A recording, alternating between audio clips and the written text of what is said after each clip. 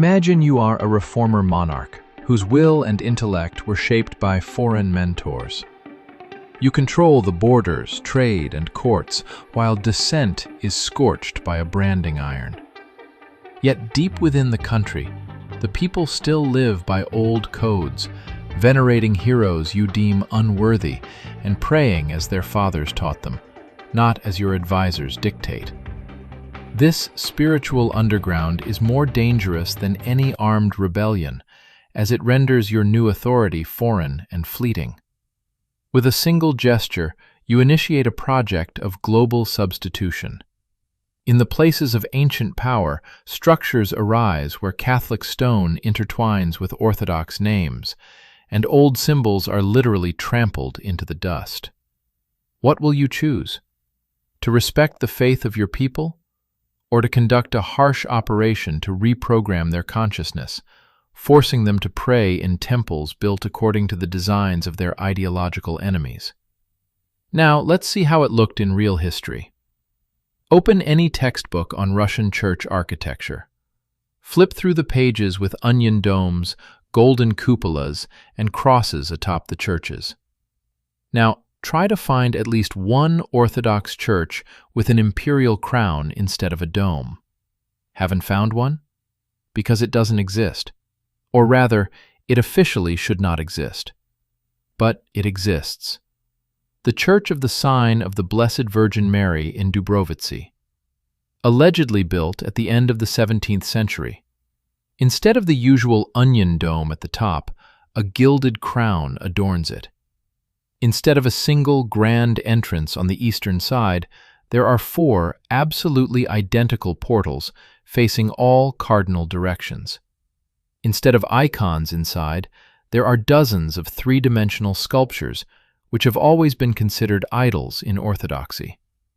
Look at the plan from above. Do you see an equilateral cross? Or perhaps a blossoming flower? Or maybe something entirely different that the guides are not eager to explain? This is not just a strange church. It is a trace of an operation that was carried out right before our eyes. An operation of erasing memory. And the question is not why it is so unusual. The question is, who made us believe that it was built by Russian craftsmen for Orthodox prayers? Let's start with what is eye-catching even to a layperson: the shape. An Orthodox church always has an altar apse, a projection on the eastern side where the altar is oriented. This is not decoration. It serves a purpose. The priest faces east, towards the rising sun, towards Jerusalem. But in Dubrovci, there is no apse. The 4 sides are completely symmetrical, 4 entrances, as if the builders didn't know where the east should be. Or they knew, but they didn't care. Look up above. Crowned atop this structure is not a dome, but a crown. An imperial one, adorned with sovereign crosses at its peak. The crown is a symbol of secular power, of kings and emperors. What is it doing in place of the dome of an Orthodox church? The most obvious explanation, art historians would tell you, is Baroque. They claim that a fashionable style came from Europe, and architects were experimenting. But then, why are there no similar crowns on any other Russian church? Why did this experiment remain a singular instance and was never repeated? No, this is not fashion. It's a message. The crown says, here, it's not God who rules, but power. Earthly, specific, harsh. Now descend to the portals. 4 entrances, each adorned with the same opulence. In a regular church, one entrance is principal, usually the western one, through which the congregation enters. Here, all 4 are equal. Why does an Orthodox temple have 4 doors? Historians typically claim it's for the convenience of processions. At first glance, this seems logical, until you notice one detail. One of the portals is bricked up. You build a door, spend stone, the craftsman's strength on carving and decoration, and then immediately seal it with bricks? Moreover, it was sealed not from the outside, but from the inside.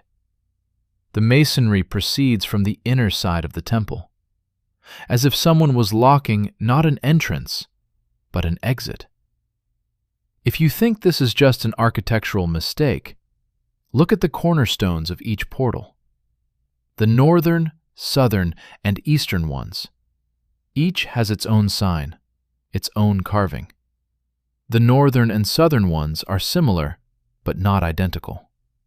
Find 10 differences, just like in a children's game. But this game is not for children. This is a system of access. Not all doors are for everyone. The bricked-up entrance may have been sealed later when they realized that anyone couldn't be allowed through it. Around the church, there are galleries, covered walkways surrounding the building on 2 levels. They are officially called promenades. Why would a church have promenades? For parishioners to stroll and admire the views between prayers? Look at the structure. These are not decorative balconies. They are functional corridors leading somewhere. Where exactly, it's impossible to find out now. The passage is closed, supposedly for restoration.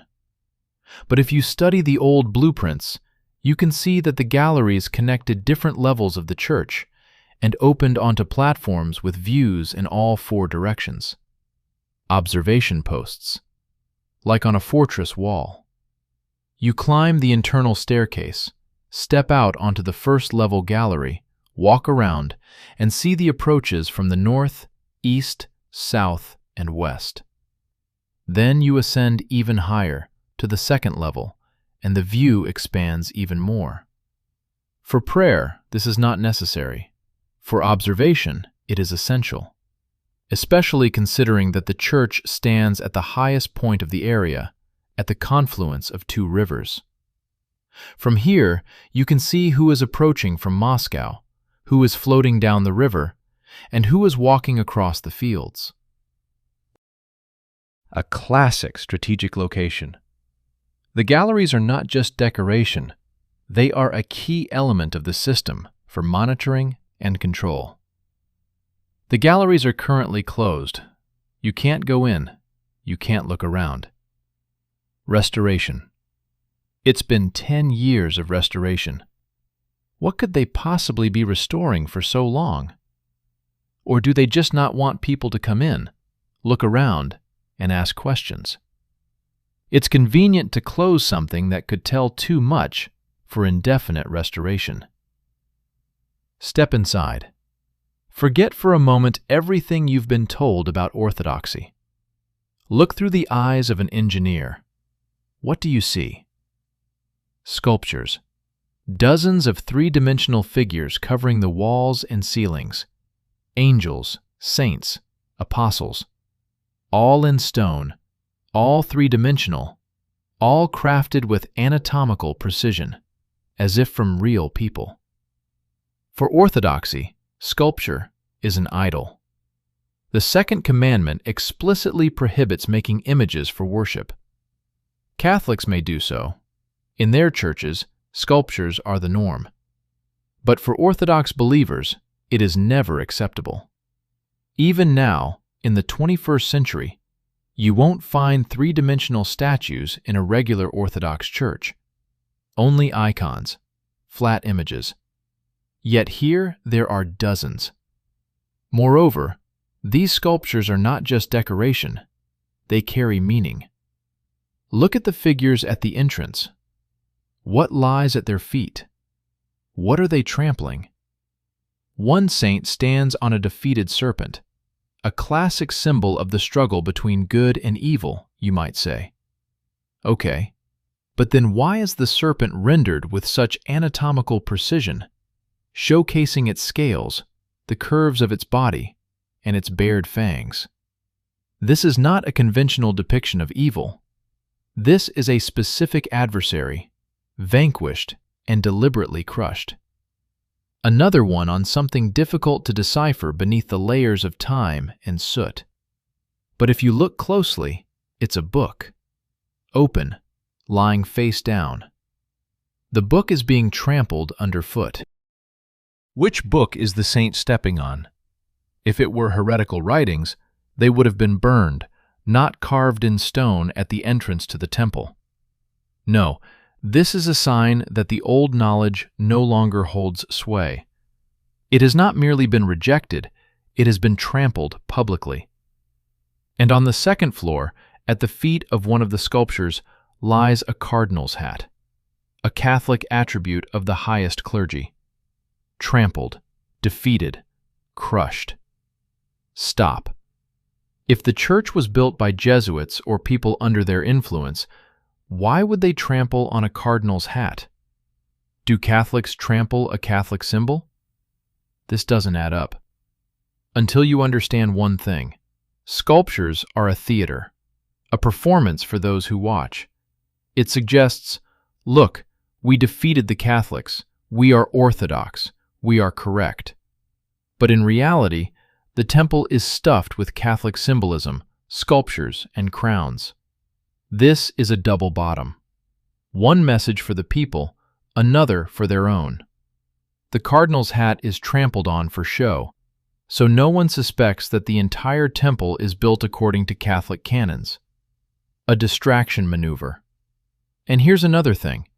The sculptures depict specific individuals. The faces are not abstract, not iconographic. They are portraits. When you enlarge the photographs, you can see individual features, wrinkles, peculiarities of skull structure. Moreover, on some sculptures, traces of tools that didn't exist in the 17th century have been found. The perfectly straight lines appear as if created by a milling machine, not a chisel. The depth of the carving is consistent throughout. Try chiseling such a groove by hand in solid limestone to a depth of 15 centimeters. Your arm will tire, the impact will weaken, and the depth will vary. Here, the depth remains consistent from start to finish. It's factory work. The official history paints a simple picture for us. The church was built by Prince Boris Golitsyn, a companion and mentor of Peter the Great, at the end of the 17th century. Golitsyn was an educated man who loved Western culture, so he invited foreign craftsmen to create such an unusual Baroque church. Everything is logical. Everything is beautiful. Until you start to dig deeper. Let's start with the material. The church is entirely made of white stone, limestone from the Sion quarries. This is not brick, which can be shaped and fired. These are monolithic blocks that need to be cut, transported, lifted, and fitted. White stone is a temperamental material.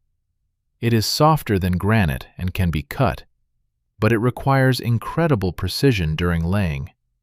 The slightest mistake, and the block can crack under the weight of the upper rows. Look at the carving.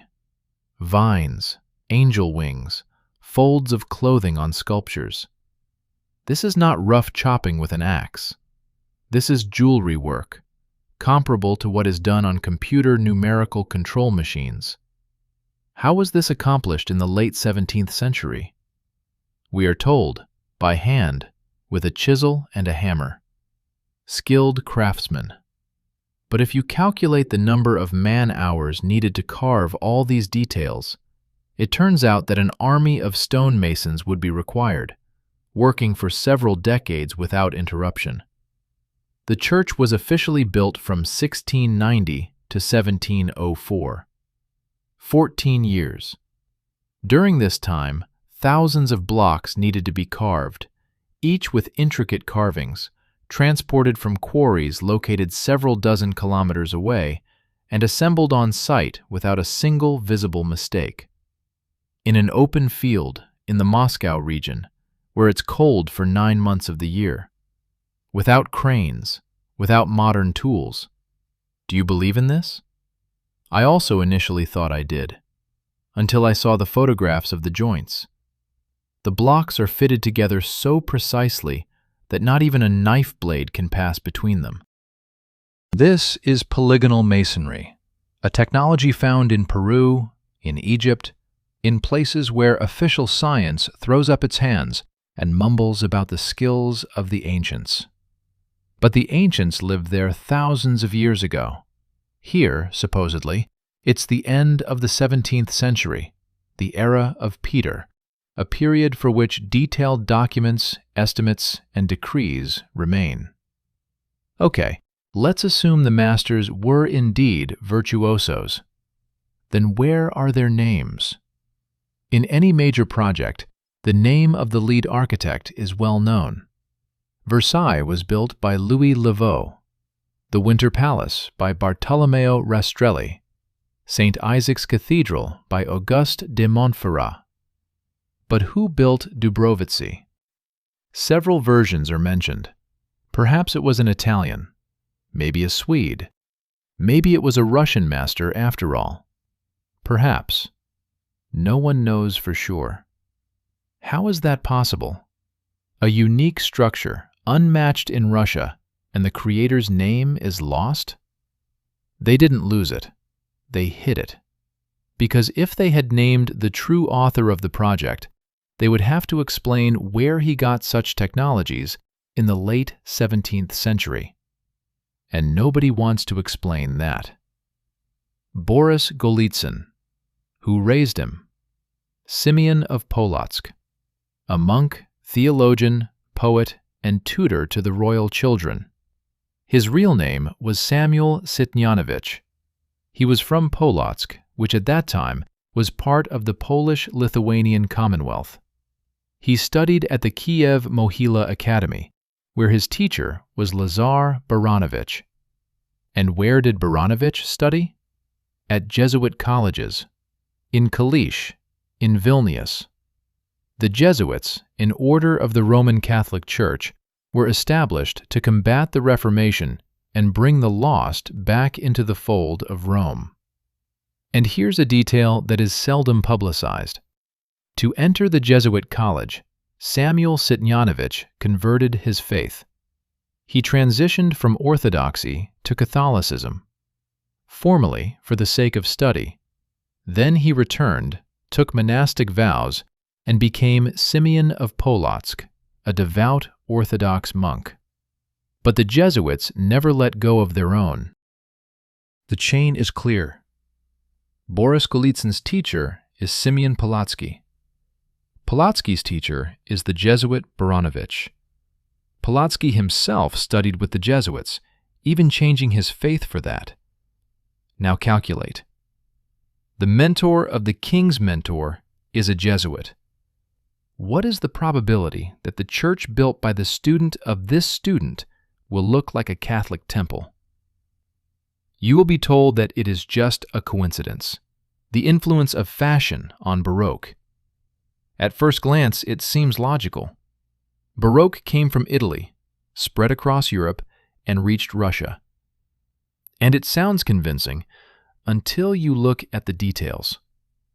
Baroque in Europe is a style, a means of decoration. Here, however, it is a function. A crown instead of a dome. 4 equal entrances. Sculptures instead of icons. These are not decorations. This is a code. A code of a new power that came and rewrote the rules. The Jesuits are not just monks. They are an order created for infiltration, for working from within. Their task is to penetrate elites, education, and minds. They do not conquer with the sword. They conquer through mentors and teachers. What if at the end of the 17th century, they were rewriting not only faith, but also history itself? What if this church is not a new construction, but a repurposing of something that stood here long before Golitsyn? Because there was another church in this place. a wooden one, dedicated to the prophet Elijah. It had been here since at least the early 17th century, and most likely much longer. Elijah the prophet is a character from the Old Testament, fiery, severe, and masculine. He was revered in Rus as the thunderer, the protector. And here's what happens. In the year 1662, the old wooden church of Elijah was dismantled, and a new one was built. Still wooden, still in the name of Elijah. Just 28 years later. What is 28 years for a wooden church? Nothing. Wood stands for half a century, or even longer. But after 30 years, the new church of Elia also disappears. By the decree of Peter the Great, it is dismantled and moved across the river to the village of Liomyshevo. Why? Officially, to make way for the stone church of the Sign. But think about it. The Russo-Turkish War is underway. Peter is fighting for access to the seas, for a navy, for the future of the empire. And in the midst of this war, he is busy relocating wooden chapels to the Moscow region? Didn't the king have anything better to do? No, this is not a coincidence. It is an operation. They are substituting the church of Elia the prophet with the church of the Nativity of the Most Holy Mother of God. From male to female. From an Old Testament prophet to the cult of the Virgin Mary. And the cult of the Mother of God is purely a Catholic direction. In Orthodoxy, Mary is venerated but not deified. In Catholicism, the Virgin Mary is almost more important than Christ himself. The change of the Church's name represents a shift in direction, from the old Russian Old Testament to the new Catholic Marian. It's not just a renaming, it's erasing memory. Elia has been removed, the Virgin Mary has been installed. And so that no one asks questions, they built a temple that dazzles with its splendor and uniqueness. Look at the beauty, the Baroque, the sculptures. And one should not notice that behind this beauty lies a substitution of meanings. And here's the most interesting part. The last patriarch of the Russian Orthodox Church, before the abolition of the Patriarchate, refused to consecrate this temple. Adrian, the Patriarch of Moscow, looked at the sculptures, at the crown, at the 4 entrances, and said no. Too Catholic. His official response sounded just like that. But let's think about it. If this is merely a style, wouldn't the Patriarch, the head of the Church, have found a compromise? Would he not have blessed it with reservations, with conditions? No. He did not see style. He saw essence. He understood that before him lay the trace of another system, foreign and incompatible with orthodoxy, and he refused to place his seal on it. What happened next? The Church was nevertheless consecrated, but at the cost of abolishing the very institution of patriarchy. Peter the Great abolished the Patriarchate forever in 1721. For almost 200 years, until 1917, there would be no patriarch in Russia. Coincidence? At first, I thought it was a coincidence too, until I stumbled upon one simple thing. The church in Dubrovitsi is not an isolated point. It is part of a network. Take a look at the map of Eastern Europe from the late 17th to the early 18th century. Vilnius, Krakow, Prague, Polotsk, Kiev. Baroque churches with Catholic elements were being built everywhere during that time. Sculptures, grandeur, crowns, and complex symbols are everywhere. All around the same period, from the 1680s to the 1720s, all at the sites of old shrines, ancient churches, or, in the case of Dubrovici, the locations of ancient settlements. As if on command, someone was synchronously erasing old traces across Eastern Europe and placing new markers. And if this is a trend, why did it stop as abruptly as it began? After the 1720s, such churches are no longer built. Baroque continues, but without Catholic symbols, without crowns, without an excess of sculptures. As if a window of opportunity has closed. Let's take a closer look. The Church of Saints Peter and Paul in Vilnius, built by the Jesuits from 1668 to 1685. The interior is filled with sculptures featuring over 2,000 figures. There are no iconostases, only volumetric stucco work. Formally, it is a Catholic church, but the style, scale, and symbolism align perfectly with Dubrovice. St. Nicholas Church in Prague, Baroque, built from 1703 to 1752. A dome, but not an onion dome, rather a hemispherical shape with a crown on top. Inside, there are sculptures, frescoes, everything overloaded with symbols. And again, it's located on the site of an old Gothic church from the 14th century, which, for some reason, was demolished. St. Andrew's Church in Kiev. Built by Rastrelli in the mid-18th century, but the design clearly references the same tradition. 5 domes, but the central one resembles a crown more than the others. Sculptures on the facade, opulence, an excess of decoration. And it stands on a hill, on an ancient altar that was cleared before construction. Do you see the pattern? High points of relief, sites of old sanctuaries, synchronous construction over several decades, an abundance of sculptures and Catholic symbolism even where it is formally Orthodox churches. These are not random coincidences. This is a coordinated operation. Someone was moving through Eastern Europe, erasing old memories and placing new markers.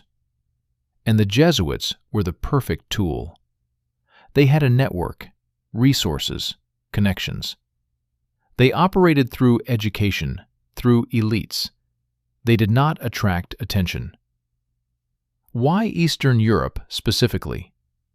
Because it was a frontier, the border between the Orthodox world and the Catholic one. The Polish-Lithuanian Commonwealth, the Grand Duchy of Lithuania, the borderlands of Russia. Here, influences mixed. Here, one could conduct experiments. If you build a Catholic church right in Rome, no one will be surprised. But if you build an Orthodox church with Catholic details in Russia, that is already a signal. A signal to those who understand that the boundary has shifted, that the territory has been brought under control. And most importantly, all these churches were built at nodal points, not in remote villages, but in power places, as one would say today. High hills, confluences of rivers, ancient shrines. It's as if the builders knew the geography of energy lines and placed their markers strictly at the intersections. For what purpose? If we accept the notion that temples are not only places for prayer, but also technical structures, everything falls into place. A global network of energy stations disguised as religious sites. After the catastrophe that destroyed the previous civilization, someone came, found the surviving nodes, rebuilt them according to their own standards, and restarted the system. Only this time, under their own control. Now let's return to the place where the church stands, Dubrovici, a village at the confluence of two rivers, the Desna and the Pakra. A high hill offers a view of both streams. Beautiful, picturesque. But there's one oddity. The village is called Dubrovici, derived from the word for oak grove. Look around. Where are the oaks? Pines are standing. Limes are growing. There's even an entire lime park next to the estate. But there are no oaks. Now, many will write that they were here before and cut them down. Fine. Then answer one question. The linden park remains. Lindens live for 300 years, oaks for 500. If there are no oaks left, but there are lindens, it means there haven't been any oaks for at least the last 300 years. And the village has borne its name since the 17th century, and most likely even earlier. Dubrovici without oaks. It would be like naming a place Pomorie while the sea has dried up. Names do not lie. The explanations of names do. Either the name is older than we are told, or oaks really did grow here, but not 300 years ago, much earlier, before the very catastrophe after which the climate changed and oaks no longer grow here. But what doesn't lie is the terrain. The church stands on a hill, not just on an elevation, but on an artificial hill that looks like an embankment. At the foot are the fortress ramparts, strong, tall, just like those in Murom, Riazan, and Kolomna. The ramparts of a fortified settlement, a fortress. But officially, there has never been a fortress here. There was a small village, a few homesteads, until Boris Golitsyn took control of it. If you think that the mounds were piled up later by landowner Dmitriev Mamonov, who owned the estate in the 19th century, then why was he declared insane in the 19th century for refusing to pledge allegiance to Nicholas I? It was said that during a period of illness, he decided to surround the estate with a fortress wall. A beautiful legend. But here's what is written in the description from the year 1890.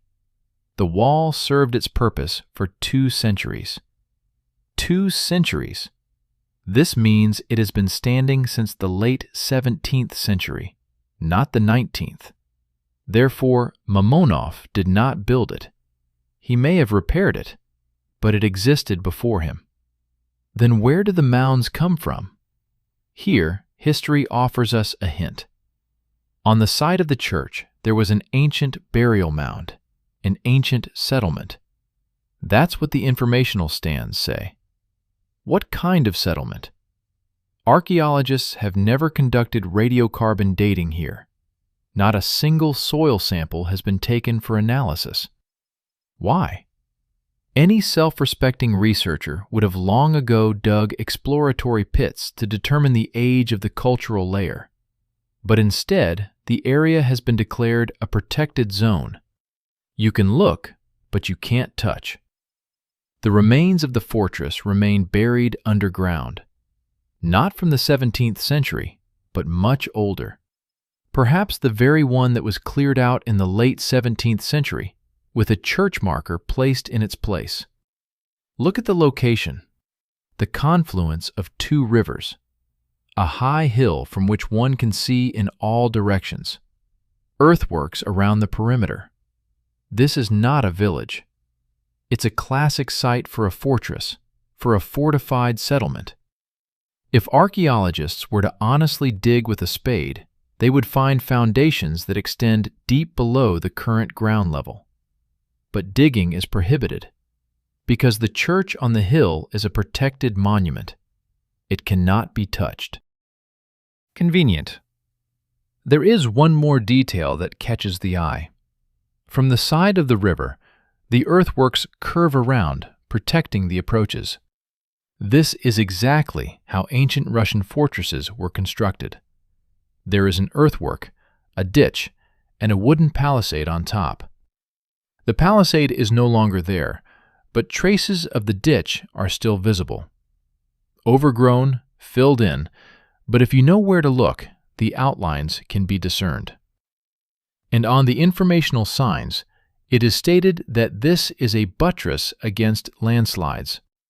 Supposedly, the wall was built to prevent the mountain from eroding.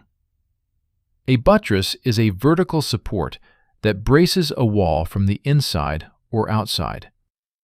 Here, however, is a semicircular wall stretching for several hundred meters, encircling the hill. This is not a buttress. It is a defensive structure. And if Mamonov was indeed crazy, as we are told, then his madness was very selective. He did not build a wall around the manor house where he lived. He fortified the entire perimeter of the hill, including the church. Why? From whom was he protecting himself? Maybe he didn't build anything at all. Perhaps he was just repairing what had stood for centuries. And when he refused to take an oath to Nicholas I, he was declared insane not for his refusal, but for knowing too much. He knew what was here before the church, before Golitsyn, before all this history. And when he began to ask questions, or, worse yet, to share what he had found during excavations, he was quickly sidelined. The label of madman is very convenient. Everything such a person says is no longer taken seriously. And one more thing about the mound. At the top of the hill, next to the church, there is an elevation that is officially called the Park Mound. It was supposedly built in the early 19th century for aesthetic purposes, with a winding path leading to the top. It was a popular park feature of that time. But if it's just a decorative mound, why create a spiral ascent? It's easier and faster to build a straight staircase. A spiral ascent is made when there is a need to overcome a significant height with minimal incline, or when there is a need to conceal what is inside the mound. In the description of the year 1890, they mention a burial mound at the site of an ancient settlement. There was indeed an ancient settlement, and the burial mound was constructed over it in the 19th century. Makes sense? Only if you don't ask questions. But once you do, the strangeness comes to light. Why would someone create a decorative burial mound over an ancient settlement, thereby destroying the archaeological layer? Any rational landowner of the 19th century interested in history would have started excavations and sought artifacts.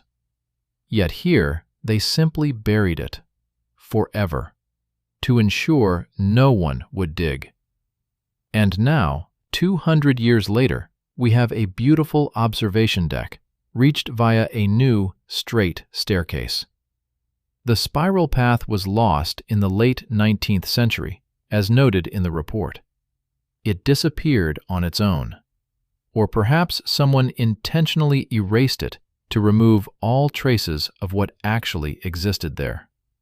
Because the spiral path is not just a way up, it is an entrance to the underground.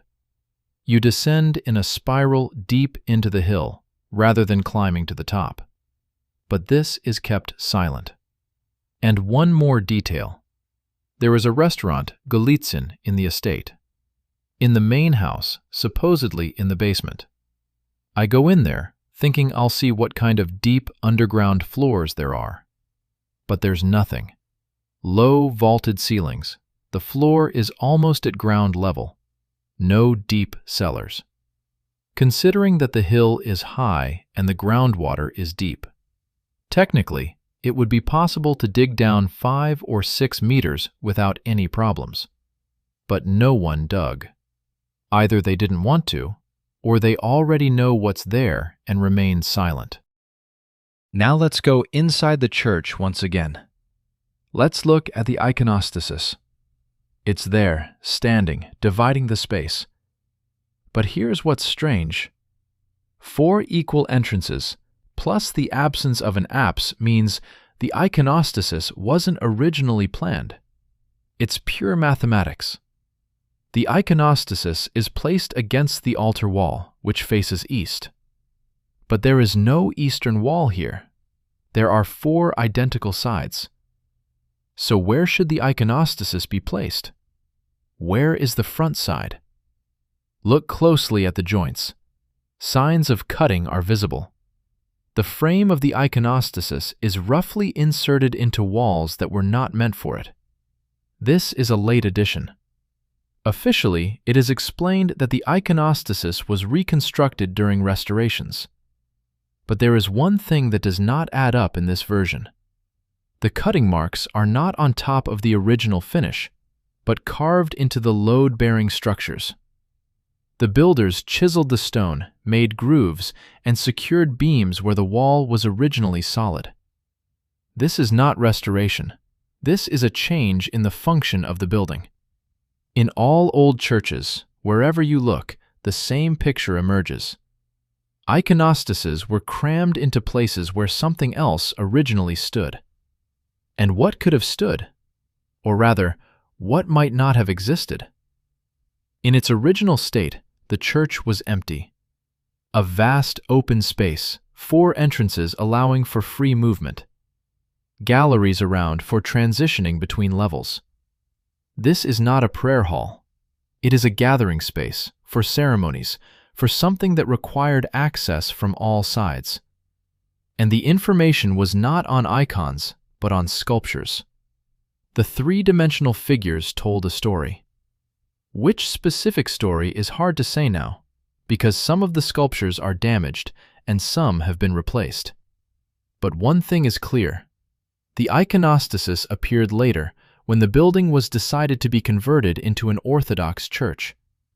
They installed a partition, placed icons, and closed off one of the entrances. They created an illusion. Moreover, if we look at the date of consecration, 1704, and the iconostasis is stylistically attributed to the mid-18th century, it turns out that the church was consecrated without an iconostasis. For 50 years, the church stood with empty walls covered in sculptures. And then someone suddenly remembered and inserted the icons. Architecture does not lie. It screams of its true purpose with every stone. And the last question that destroys the entire structure of the official version. Why all this? Why do the Jesuits infiltrate Russia through mentors? Why build churches with Catholic symbolism? Why erase the prophet Elijah and place the Virgin Mary? The answer lies in the understanding of what was happening at the end of the 17th and the beginning of the 18th century. This was Operation Reprogramming, a code change. 5 simple steps. Step 1. Clearing out the old churches. The destruction of wooden temples that held the old memories. The Church of Elijah the Prophet in Dubrovici is just one example. Hundreds of such churches have been demolished across Russia and adjacent territories. Officially, to make way for new stone ones. But why do all the new churches bear a Catholic influence? Step 2. The construction of new buildings with a Catholic code. Dubrovice and dozens of others throughout Eastern Europe. Moreover, they were built not just anywhere, but strictly at places of power. On hills, at river confluences, at ancient shrines. Step 3. The integration of Jesuits into the elite through education. Simeon of Polotsk, Lazar Baranovich, and hundreds of other mentors. They educated the children of the nobility, shaped their worldview, laid the foundations. In a generation, the elite no longer remembered how it had been before. Step 4. The abolishment of the Patriarchate. Remove resistance within the Church itself. As long as there is a patriarch, he can say no, as Adrian did. But if there is no patriarch, only a synod controlled by the emperor, there is no one to object. Peter the Great did this in 1721, and for almost 200 years, the Russian Orthodox Church lived without a patriarch. Convenient. Step 5. The rewriting of calendars and chronicles. The most inconspicuous, yet the most important. You change dates, shift events, insert new characters, and remove the inconvenient ones. In 100 years, no one will remember how it really was. Everyone reads the new textbooks and believes. The old books are burned in fires that happen remarkably on cue. Libraries burn, archives perish, and each time they are restored according to new standards. Why all of this? So that we forget what came before. To sever the connection with the past civilization. We currently think that the 17th, 18th century was a long time ago. But what if the events presented to us as being 300 years old actually occurred much later? What if this church is not a marker of the end of the 17th century, but of a completely different time that has been concealed from us by compressing or stretching the chronology? Think for yourselves. Peter the Great ruled from 1682 to 1725. During that time, he managed to carve a window to Europe, build a fleet, found St. Petersburg, implement dozens of reforms, wage wars against the Swedes, Turks, and Persians. And at the same time, he was involved in relocating wooden churches in the Moscow region. Did this man have days of 50 hours? Either Peter was a superhuman, or his biography is compiled from several different people, or the chronology is wrong. The third option explains the most. If the events are compressed, if what supposedly took 40 years actually stretched over 100 or vice versa, then the inconsistencies disappear. But it can no longer be checked.